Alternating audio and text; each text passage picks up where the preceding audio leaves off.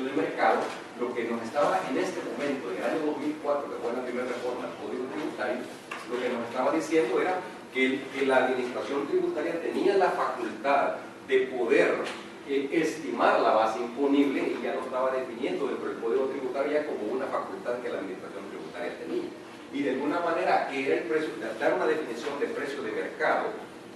Obviamente ustedes entenderán que el precio de mercado no es una ciencia exacta, todos lo sabemos.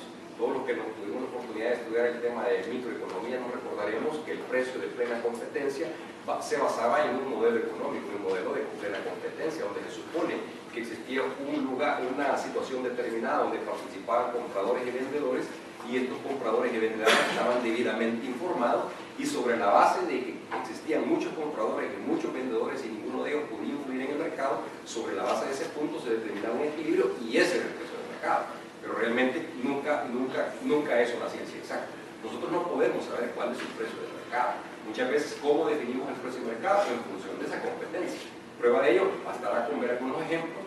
Nosotros tenemos el Hotel Intercontinental, el hotel probablemente, ya me llama Radisson, no recuerdo cómo se llama, y podemos encontrar otro conjunto de hoteles, y ¿qué es lo que hace una persona inmediatamente cuando se quiere hospedar? Pues comienza a preguntar cuál es el precio, probablemente, de mercado, para saber cuál es el precio de una habitación, y si es 2 estrellas, 3 estrellas, 4 estrellas o 5 estrellas. Y en función de eso, y en función probablemente de los servicios que provee, ahí se determina probablemente, dice cómo voy a usar, la expresión que voy a usar, se determina probablemente un posible rango de precios de mercado. Y así, cuando nosotros comencemos a hablar de un conjunto de productos, bienes o servicios, pudiéramos hablar de computadoras. Encontramos computadoras probablemente Toshiba, otras Dell, otras de naturaleza, que tienen probablemente ciertos tipos de características que permiten que el mercado, una vez las ponga a disposición del público, las personas puedan seleccionar cuidadosamente los diferentes tipos de productos basado en cierta capacidad que tenga, y a partir de ahí nuevamente hablamos de un posible rango de mercado de ciertas computadoras que tengan ciertas capacidades de memoria, ciertas memorias RAM, ciertas, llamémosle, capacidad de almacenamiento, etc. O si es laptop, o si es probablemente una computadora de torre. Entonces, cada uno de los productos, bienes o servicios, evidentemente están en un mundo, en un mercado general, donde nosotros podemos decir, no podemos decir expresamente este es el precio de mercado. Normalmente hablamos de rangos.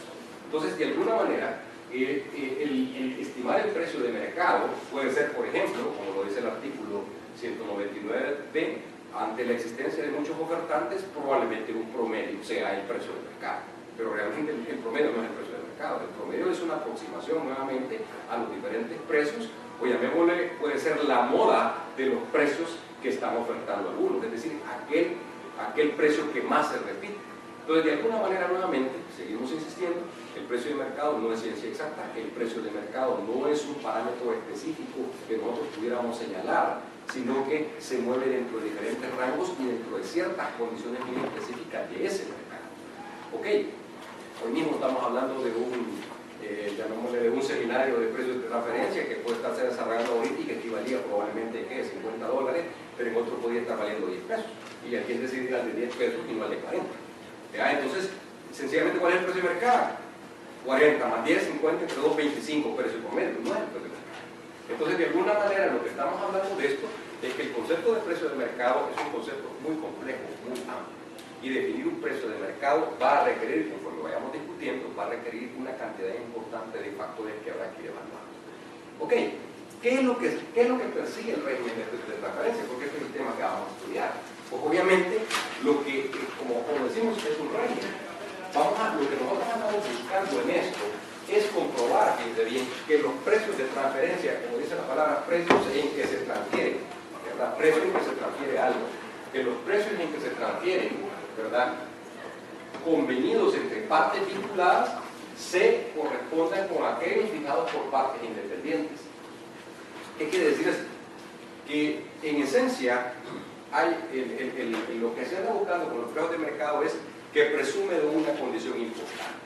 La condición sobre la cual presume, ¿cuál es? Es el hecho de que se supone que cuando nosotros estamos hablando entre partes vinculadas y partes no vinculadas, ahorita voy a entrar a explicar esta parte, cuando hablamos de partes vinculadas y no vinculadas, se presume que las transacciones económicas llevadas a cabo entre partes vinculadas normalmente pudiera ser que estén afectas a una serie de condiciones muy particulares que hagan que esos precios de transferencia sean diferentes a lo que pudiera haber sido haber comprado a un tercero independiente. Yo creo que a manera de ejemplo lo vamos a ver cuando, por ejemplo, usted viene y le quiere vender el carro a su hijo. Usted viene, como le va a vender a su hijo, a él le va a dar condiciones de plazo largos. Probablemente se lo dé a un precio que no se lo daría a un tercero. Es más, le pone el carro, le pone forro, le pone llanta nueva, le pone ring y le dice, por ser vos, te lo voy a dar en 10.000, pero si llega el día de mañana un tercero que ni siquiera lo conoce usted, inmediatamente le va a decir, perdóname, pero para vos vale 15. Me explico, y si te puedo, te saco 16. ¿Me explico? ¿Por qué? Entonces, ahí estamos viendo nosotros que cuando existe una vinculación económica, que en este caso estoy poniendo el caso particular de una familia, pero veámoslo ahora en términos de una empresa. Veamos en términos de una empresa donde pudiera existir una relación de influencia significativa, es decir, que yo tengo capacidad de dirigir y tomar decisiones sobre esa empresa, o en términos de control, es decir, que yo manejo toda la propiedad accionaria y por tanto puedo tomar decisiones sobre esa empresa, significaría automáticamente entonces que yo podría tener capacidad de dominio, no solo sobre sus decisiones financieras, económicas, administrativas, sino también sobre el tema de precio. Puedo influir sobre decisiones de tipo mercadológico, puedo decidir sobre decisiones de compra, venta, contado, crédito, plazos, etc. Entonces, de alguna manera, entonces, lo que busca el régimen de precios de transferencia, como lo dice, es entonces tratar de buscar que esos precios que han sido convenidos entre partes vinculadas, es decir, vinculadas económicamente, pudieran tener condiciones similares a las que yo le pudiera haber dado a un tercero completamente independiente. Y en eso consiste el régimen de precios de transferencia. O sea, eso es lo que nosotros andamos persiguiendo, eso es lo que nosotros andamos buscando. Entonces, quiere decir que a partir de este concepto, de esta definición, de esos términos y condiciones que lo defino, de esas, llamémosle, situaciones particulares que se dan en esa relación con respecto a los vinculados y no vinculados, entonces quiere decir que hay un principio que rige toda esta situación, y es el principio de Arlen's. Ese principio es el que regula, podríamos decir, o es el que define automáticamente cómo manejar el principio de precio de transferencia. El principio de Arlen's, como dice ahí, básicamente es el principio que pretende comparar las condiciones comerciales, las condiciones financieras que hayan sido pactadas entre aquellas entidades que nosotros consideramos que pudieran ser asociadas de aquel otro tipo de empresas que no están controladas por nosotros, de empresas o transacciones que no están controladas por nosotros. Y entonces, nuevamente, obviamente lo que anda buscando entonces es un análisis, ese principio de Arlen's o principio de plena competencia o principio de libre mercado, como le queramos llamar nosotros, porque eso de Arlen's es el rango del brazo, eso significa hasta dónde yo puedo dominar la situación, ¿sí? Hasta dónde yo puedo dominar ese es el concepto. La gente inglesa tiende a usar muchas veces anglicismos que definen las operaciones. Cuando dice Arlen's es el rango del brazo, hasta dónde llega, hasta dónde yo puedo dominar esa operación o no la puedo dominar. Entonces, de alguna manera, ese principio de Arlen's lo que significa para nosotros es un principio de la plena competencia o principio de libre mercado. Eso significa. Entonces, otra vez, lo que nosotros vamos a tratar de probar en un estudio de precios de transferencia es entonces que los precios de aquellas transacciones económicas con sujetos vinculados o relacionados conmigo de manera económica, ¿verdad? O casi siempre de manera económica, ¿verdad? Podemos decir de esa manera, son exactamente bajo las mismas condiciones y circunstancias, las mismas que yo le hubiese aplicado a él si esta persona no hubiera sido vinculada económicamente conmigo. Ese es el concepto. Pero otra vez entonces la discusión, ¿cuál es? Bueno, es que lo que resulta es que el precio de mercado no es ciencia exacta. Entonces quiere decir que bajo ciertas circunstancias muy particulares que se pudieran haber dado con una persona que estuviera controlada o que no hubiera estado controlada, pudieran haber hecho que el precio variara. Un ejemplo bien sencillo, como dicen para una muestra, un botón. No es lo mismo que yo le venda a alguien 100 unidades de un producto a que alguien venga y me compre 100.000 unidades de ese producto. O sea, ¿por qué? Y aunque estuviera o no vinculado económicamente conmigo, es obvio pensar que en ese caso yo tomaría en cuenta una condición económica muy particular. ¿Cuál es?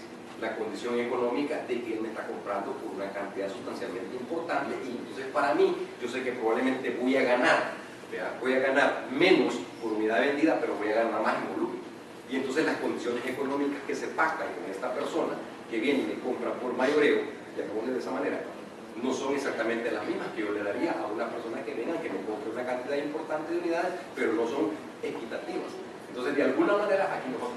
datos, aunque una transacción que aunque fuese o no fuese controlada, va a tener una condición, una circunstancia económica particular. Es posible que una persona que me compra 100.000 unidades de ese producto yo le dé crédito, o es posible que no.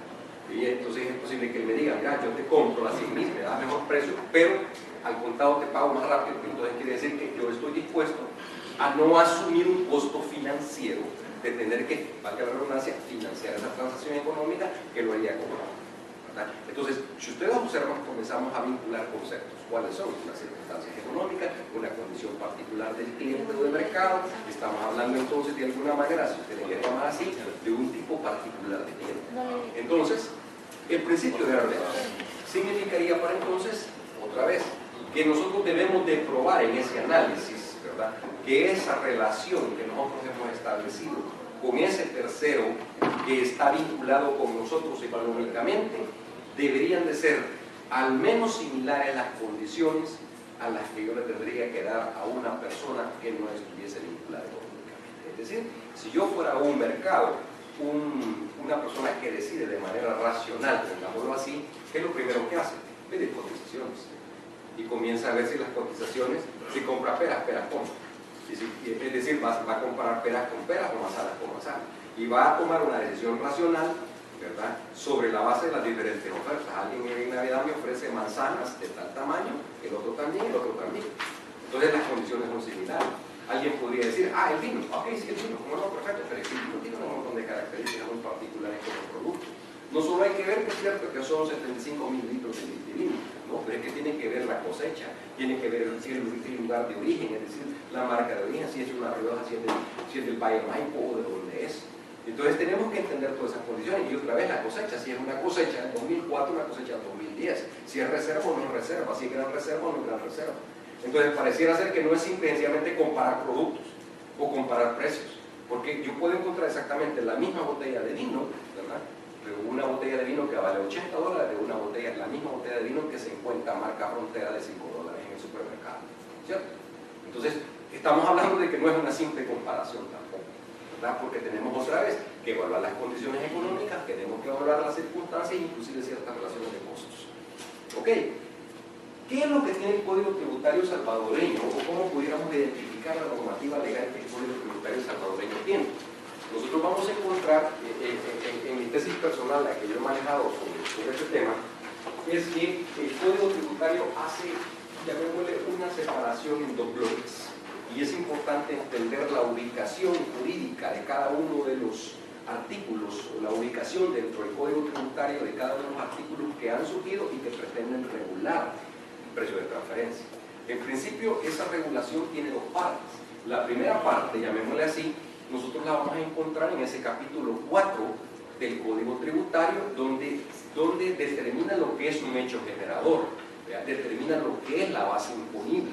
Del título 1 de las disposiciones generales del Código Tributario. Es decir, ahí es donde, digamos, encontramos la primera parte de los artículos que regulan el precio de transferencia. Es decir, en esa parte, cuando estamos hablando del sujeto pasivo, estamos hablando de las obligaciones que tiene el sujeto pasivo, estamos hablando de las obligaciones de ejecutar transacciones y por tanto valorar los hechos imponibles o hechos generadores. Ahí estamos encontrando eso. Entonces, en esa parte, cuando en la reforma del 2009, que es decir, la que complementó la reforma del 2004, donde se incorporó el artículo 199C y D, donde se incorporó el artículo 62A, donde se incorporó el artículo 158A, donde se incorporó el artículo 124A, que es prácticamente las nuevas regulaciones en torno a precios de transferencia, que encontramos entonces en la primera parte. En la primera parte del capítulo 4 de las disposiciones generales de los hechos generadores y bases imponibles. Lo que encontramos allí, básicamente, es la obligación formal. Ahí lo que encontramos es la obligación formal. ¿Quién tiene la obligación formal? ¿Hacienda? No, la tiene el contribuyente. La tiene, llamémosle, el sujeto pasivo. Al sujeto pasivo, en esa parte, en ese componente, en ese capítulo 4 de las disposiciones generales, le determina una obligación formal.